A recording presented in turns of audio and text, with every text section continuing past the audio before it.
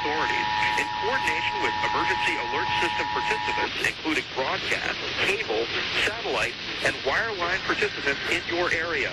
Had this been an actual emergency, the attention signal you just heard would have been followed by emergency information, news, or instruction. This is only a test. We now return you to regular programming.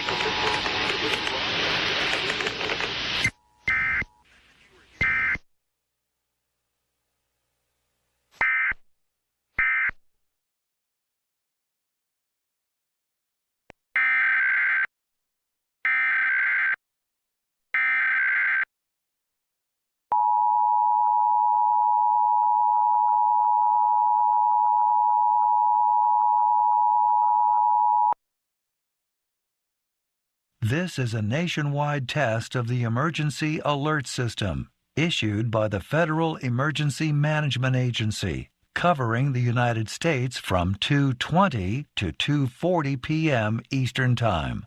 This is only a test. No action is required by the public.